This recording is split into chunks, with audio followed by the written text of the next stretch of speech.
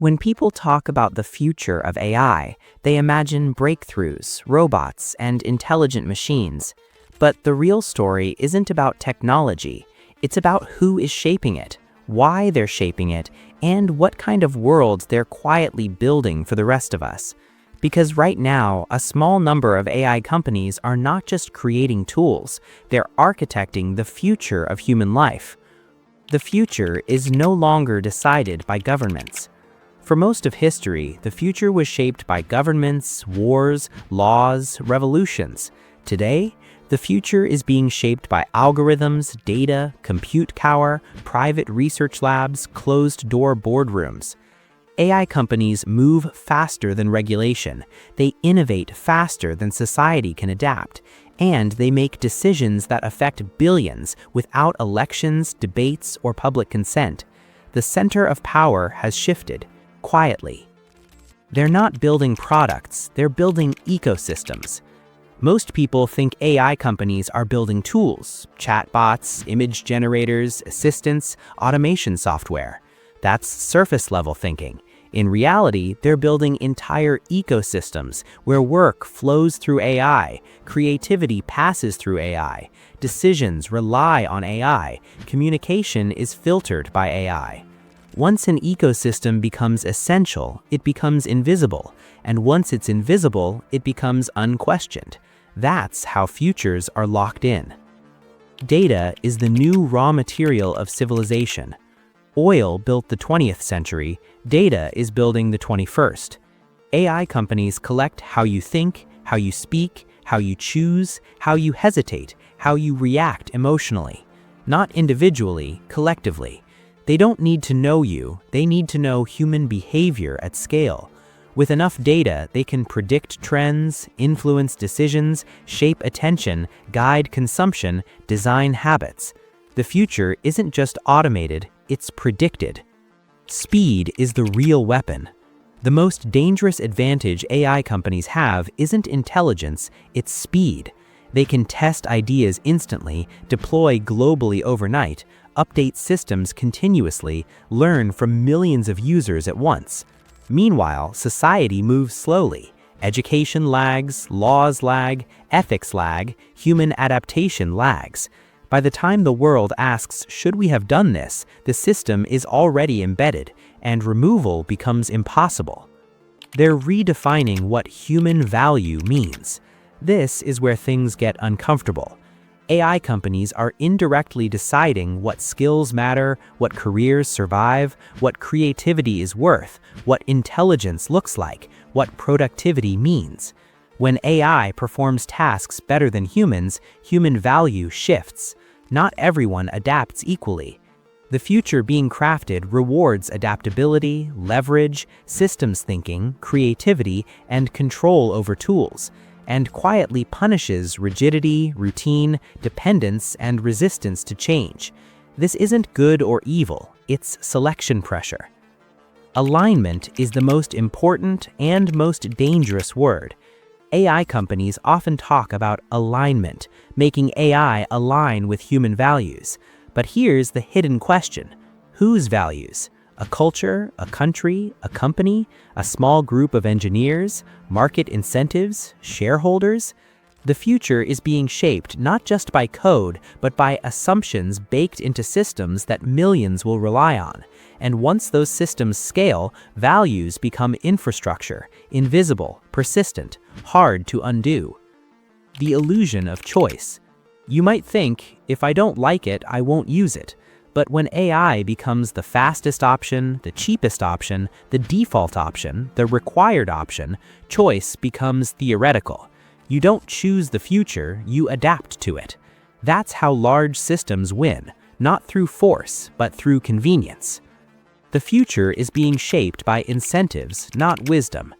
AI companies aren't evil, they're not heroes either. They respond to incentives. Growth, dominance, speed, market control. Wisdom moves slowly, incentives move fast, and when the two collide, speed usually wins. That's why the future feels rushed, because it is. The real question isn't about AI. The real question is, will humans stay conscious participants or become passive users of a future designed for them? AI companies are crafting systems, but humans still decide how deeply they rely on them, how critically they think, how much autonomy they keep, how intentionally they live.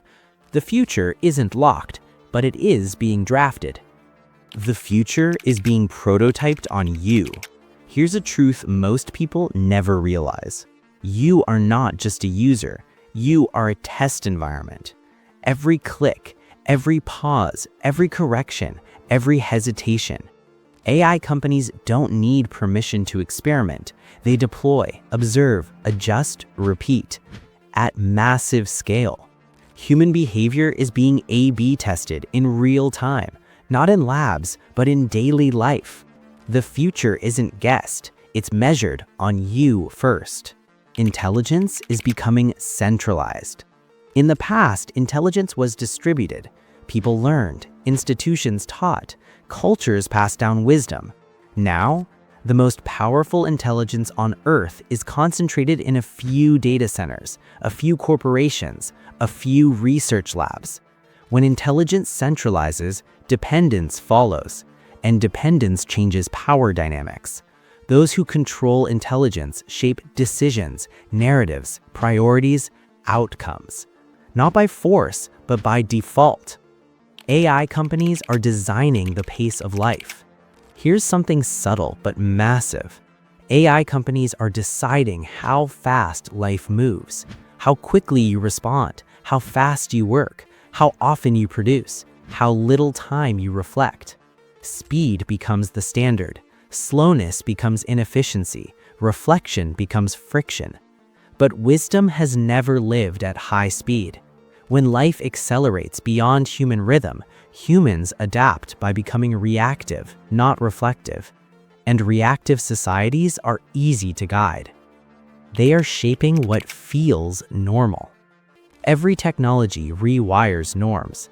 AI is rewriting what effort feels like, what creativity looks like, what intelligence sounds like, what productivity means. Soon, thinking deeply will feel unnecessary. Writing from scratch will feel inefficient. Silence will feel uncomfortable. Not because these things lost value, but because systems trained us out of them. When norms change, resistance feels irrational. That's how futures become permanent. The gap between builders and users is expanding. There will be two kinds of people in the AI future: those who shape systems and those who live inside them. Builders understand limitations, incentives, failure modes, hidden trade-offs. Users see only convenience, and when something goes wrong, users adapt, builders adjust. That gap will define power, income, influence, freedom. Not education, not effort, but proximity to creation. The most dangerous future is a comfortable one. The greatest risk is not domination, not rebellion, not collapse. It's comfort. A future where everything works, nothing feels urgent, thinking is optional, decisions are automated, resistance feels unnecessary. Comfort creates compliance. Compliance creates dependency. Dependency creates fragility. And fragile societies don't fall suddenly. They drift quietly into control. AI companies are not predicting the future. They are building it, one decision, one model, one incentive at a time. And the most important question is not what will AI become? It's what kind of humans will we become inside the future they create?